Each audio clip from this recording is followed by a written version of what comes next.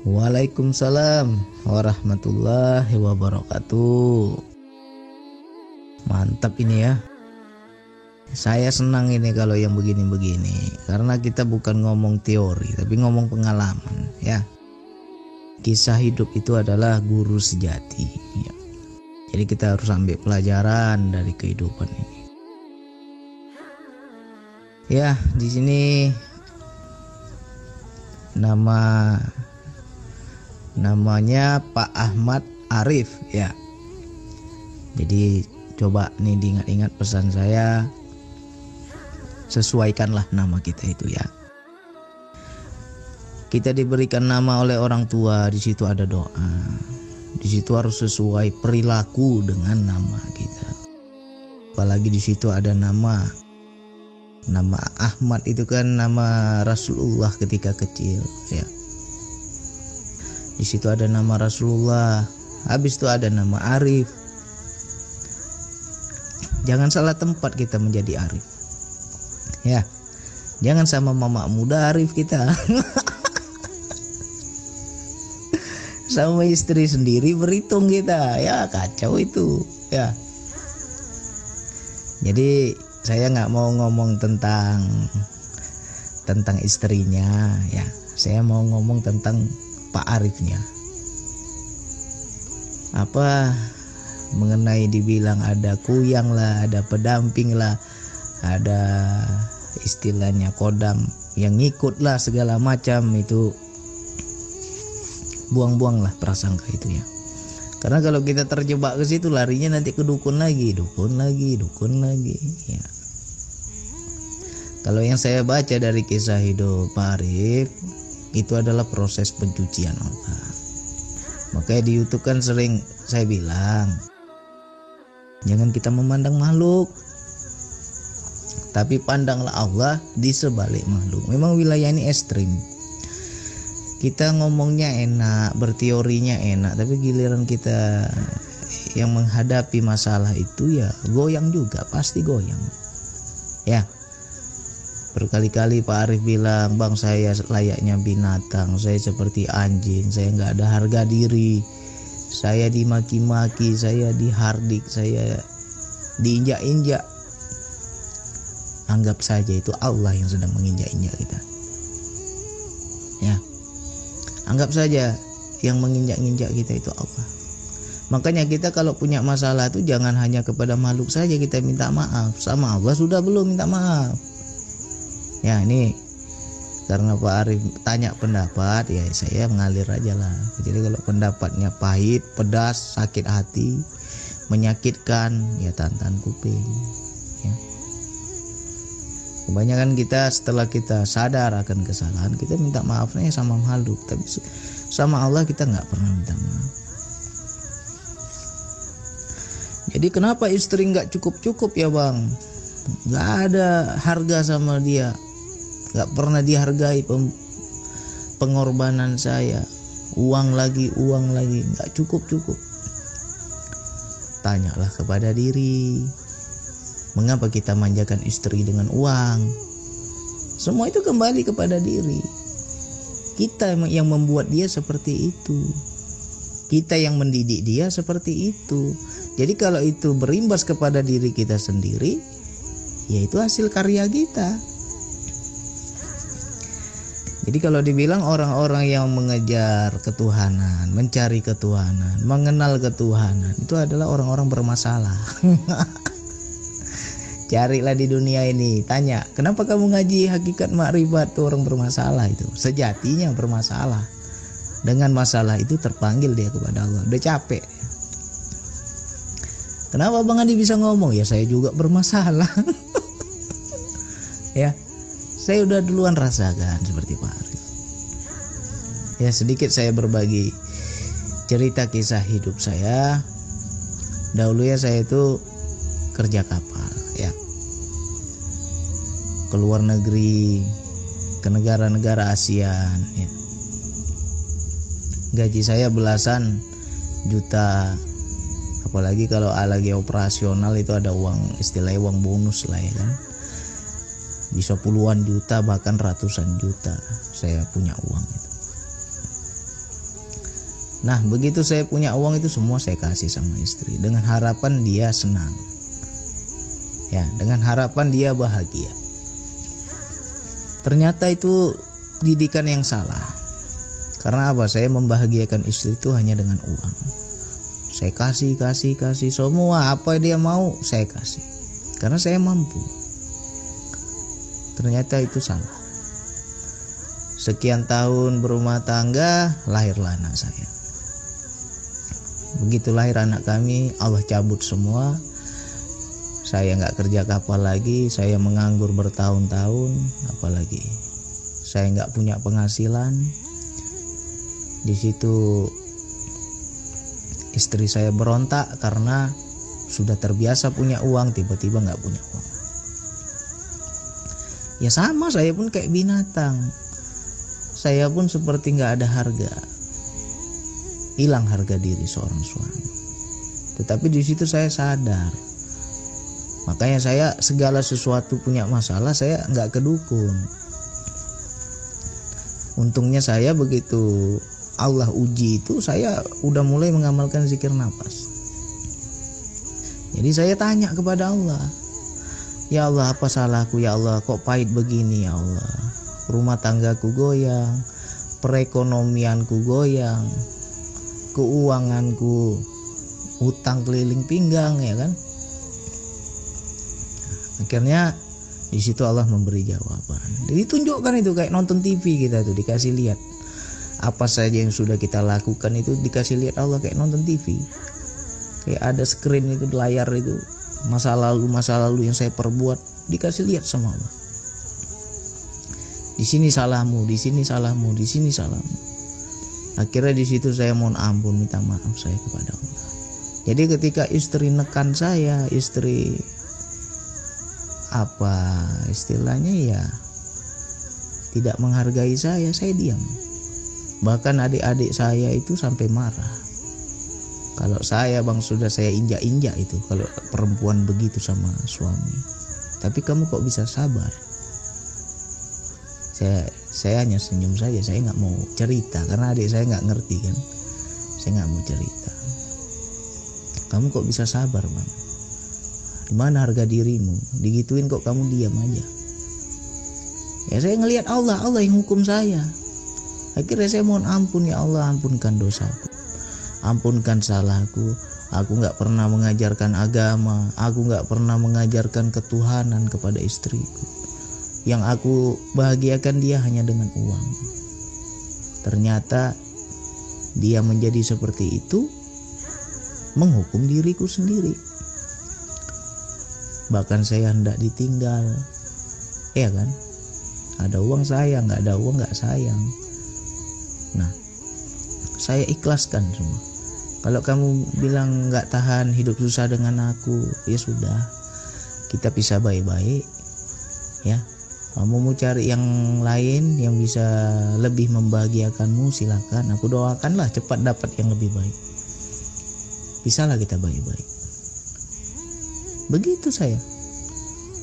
Jadi pasrah itu bukan pasrah karena udah sakit hati, bukan pasrah karena udah nggak sanggup lagi. Pasrah itu ya rela, ridho. Ya. Rumah mau disita bang, istri mau kabur. Gimana tuh kalutnya? Kita nggak punya uang. Saya sudah rasakan. Akhirnya apa? Dengan sikap pasrah yang total, kita sadar dulu akan kesalahan kita. Aku sadar ya Allah, ini salahku ya Allah, bukan salahnya dia. Ini salahku ya Allah. Jadi tanya lagi sama Allah, kenapa ya Allah aku udah minta maaf kok ini nggak selesai-selesai, kok hari-hari berantem terus. Akhirnya Allah bilang, ya dosamu belum habis, aku cuci dulu. Pencucian dosamu sekarang ini. Jadi setiap istri merepet, saya menganggap dosa saya gugur. Dia marah, dosa saya gugur. Dia ngamuk, dosa saya gugur. Dia hina saya, dosa saya gugur. Jadi saya sabar. Anggap saja itu penebusan dosa saya. Bersyukur Allah cucinya di dunia, tidak di akhirat. Ya, Nah, sekian tahun. Jadi kalau dikatakan itu dari 2000 berapa ya? 2016, 2 tahun lah kami itu, kalau bisa dikatakan ya perang dunia lah. Mengamuk terus, berantem terus, perang mulut terus, ya kan. Nggak cocokan terus, hampir 2 tahun itu. Sampai 2018. Nah, 2018 barulah di situ Allah rubah. Ketika saya akui, aku salah ya Allah. Ini mungkin penembusan dosaku ya Allah, aku terima. Aku nggak berontak sedikit pun ya Allah, apapun kehendak-Mu aku terima ya Allah. Yang penting dosaku habis. Ya. Akhirnya di situ Allah rubah istri saya. Karena janji Allah pasti. Lelaki baik-baik hanya untuk wanita baik-baik. Begitu pula sebaliknya. Wanita baik-baik hanya untuk laki-laki baik-baik. Jadi kalau salah satu di antara suami atau istri kita nggak baik, ya tanya diri kita nggak baik berarti. Ya, itu berarti nggak baik. Jangan kita melihat istri begini, istri begitu, suami begini, suami begitu. Tapi kita nggak sadar diri kita. Tanya dulu pada diri. Nah, jadi kenapa sampai terjebak ke dukun, duit puluhan juta habis, sia-sia? Karena apa? Itulah tiada keberkahan. Kita kepada istri saja tidak ikhlas, ya, sehingga Allah buang duit itu ke tempat yang tidak bisa kita nikmati. Yang kedua, ketika dikasih masalah, kenapa larinya ke dukun, kok bukan ke Allah? Di situ juga sudah mensekutukan Allah. Kita menganggap dukun itu bisa menyelesaikan masalah. Makanya jangan segala sesuatu kita larinya ke goib, larinya ke jin, larinya ke setan, ke kodam. Jangan. Sedikit-sedikit kalau kita berpikiran ke situ pasti larinya ke dukun. Coba kita langsung cepat ke Allah. Dikasih masalah sama Allah, tanya dulu sama Allah, ya Allah, nggak tahu ya Allah, apa salahku ya Allah, tunjukkan salahku ya Allah, bagaimana aku bisa memperbaiki diri ya Allah. Nanti Allah kasih jalan. Jadi kita nggak terjebak, ya. Jadi kalau dibilang ya, ini suatu anugerah, ya. Masalah itu bagi diri kita anggap masalah. Ketika kita diberikan masalah, kita akan menganggap itu suatu musibah. Padahal itu sejatinya bagi Allah anugerah. Ya, dari pandangan Allah anugerah. Dari kita musibah. Karena apa? Kita nggak paham. Ya Allah, duitku kok habis ya Allah. Berobat sana sini nggak sembuh ya Allah. Nggak ada perubahan ya Allah. Kita anggap itu suatu kesialan, kita menganggap itu suatu kerugian. Padahal itu anugerah sebenarnya. Allah ingin nunjukkan, bukan ke situ. Kalau aku kasih kau masalah, aku datang padaku, jangan kau larinya ke situ. Salah alamat. Ya. Sengaja Allah bikin putus asa biar nanti larinya kepada Allah. Itulah maknanya anugerah tadi. Nah, jadi sama halnya seperti Pak Arif. Coba ketika istri ngomel, istri marah, istri benci, istri begini, istri begitu, istri curiga. Saya memang pernah Bang melakukan dosa, melakukan kesalahan. Tapi istri kok sampai sekarang diungkit-ungkit terus Bang. Anggap saja itu pengguguran dosa. Ya. Yang selama ini nggak pernah ketahuan. Kita bikin sedih hati istri kita bikin dia menangis tanpa sepengetahuan kita. Kita berbohong di belakang dia. Nah, sekarang lah apa balas? Sekarang lah digugurkan dosanya. Jadi kalau kita bisa bersikap seperti itu, kita jadi sabar. Ya. Jadi ini pesan saya. Jangan lagi ke dukun, ya. Jangan lagi tanya sana tanya sini. Tapi Bang, istri saya beda Bang, kesetanan Bang, tidak normal saya lihat Bang. Apa ada yang dampingi begini begitu, buang itu semua tuh. Prasangka seperti itu buang semua. Ya. Sikap istri itu cerminan diri kita juga. Kitalah yang membuat dia tidak nyaman, kitalah yang membuat dia curiga, kitalah yang membuat dia tidak tenang. Makanya terbuka, ngomong sama istri. Besok kalau ketemu, ajak ngomong hati ke hati. Ayo kita perbaiki yuk. Sampai kapan kita begini terus? Mari kita perbaiki. Mau kamu apa, yang kamu gak mau apa? Oh mauku ini, yang aku gak mau yang begini. Ya sudah, aku janji aku akan turuti. Sama-sama buat komitmen. Ya. Jangan sampai kita berpisah, jangan sampai kita gimana. Sayang anak. Ya, pikirkan anak, kasihan anak. Jadi ketika kita dihajar ya, kita dihina, dikecilkan, jangan pandang makhluk, pandang saja Allah. Insya Allah kalau sikap kita berubah lebih baik, Allah rubah istri kita juga ikut baik.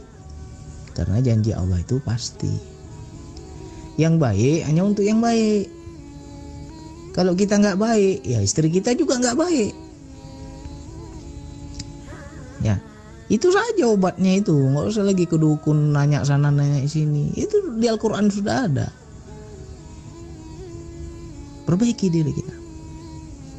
Yang dahulunya kita hanya dengan uang kita bahagiakan dia.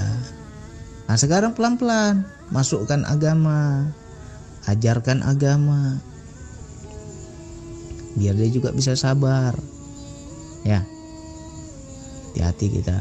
Jangan, inilah kebanyakan orang ya, nggak paham.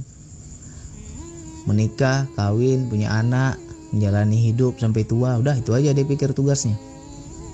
Padahal mendidik agama itu nomor 1. Ya. Tapi itu yang sering kita lupakan. Saya udah capek saya bahagiakan sama uang, akhirnya apa? Saya yang kena sendiri. Nah ketika saya paham salah saya di mana, sekarang nggak ada uang pun istri lebih sabar dari saya, lebih sabar dia. Berbeda dengan dulu. Kalau dulu ya nggak bisa sabar dia tekan terus saya. Tapi sekarang ketika saya merubah diri saya, minta ampun pada Allah, ya. Saya juga diam, sabar, istri ngomel saya masuk kiri keluar kanan aja, ilmu kebal kuping ya kan. Terakhir dia juga nggak tega mau merepet terus. Aku udah marah kok dia tetap sabar. Aku sudah apain dia kok dia tetap baik. Ya, akhirnya dia berubah juga.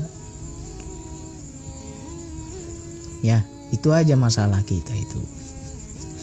Makanya siapapun ya yang ditekan oleh istri atau ditekan oleh suami, tanya pada diri, kenapa ya sikap suamiku begini begitu? Berarti engkau yang gak baik. Makanya sikap mereka juga gak baik. Rumus Allah semua itu.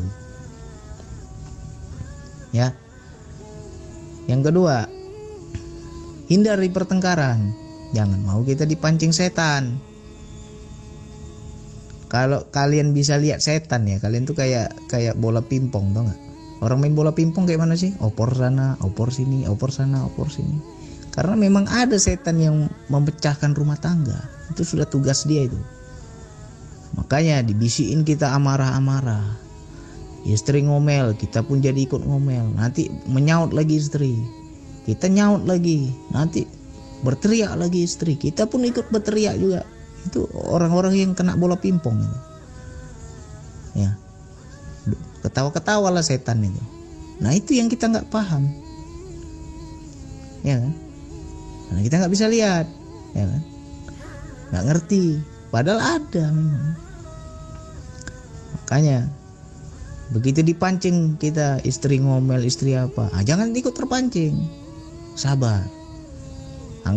kita senyum aja. Makanya kadang istri saya tuh lagi marah tuh saya langsung senyum. Kadang dia tanda tanya, kenapa kalau aku marah kok senyum? Langsung aja saya bilang, ya senyumlah, aku lagi dibisikin setan. Langsung berhenti dia marah. Senyumlah aku, kau lagi dibisikin setan. Ngapain aku jawab, ya kan? Nah,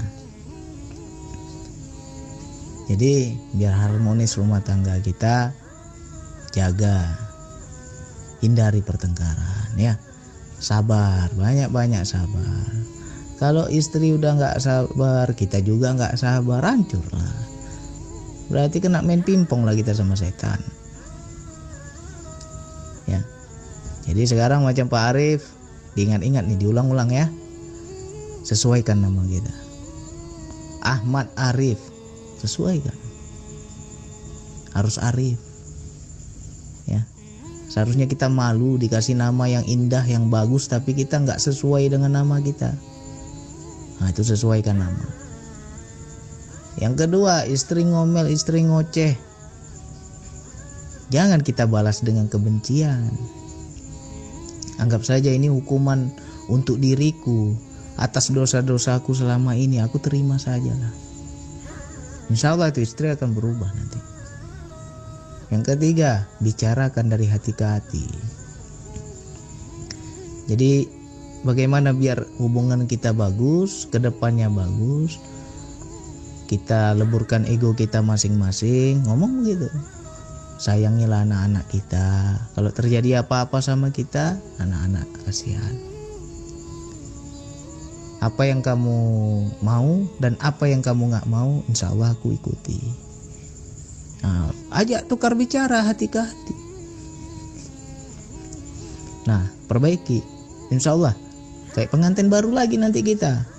Ya, saya udah rasa itu. Yang awalnya sikit-sikit ngomongnya mau pisah.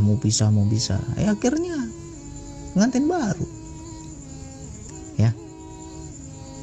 Jadi itu proses semuanya.